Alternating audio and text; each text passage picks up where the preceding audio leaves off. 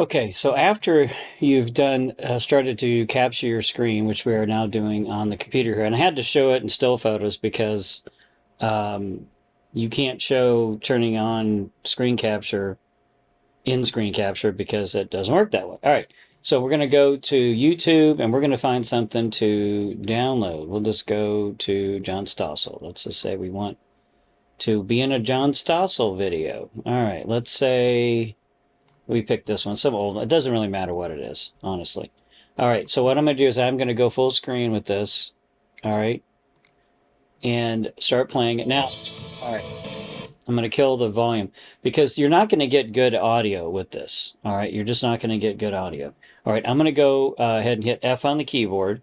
That does full screen. Now, since I'm already recording, we're good. I just need to get my mouse out of the way and wait. See, now everything's gone. So all this that I'm capturing now is good. So for like this right here, you can put yourself in place of Joe Biden back there or Obama or any of these spots here if you wanted to. All right. So let's say now that we got the part we need, come back up to the top here and click on this little button, which stops the recorder. All right.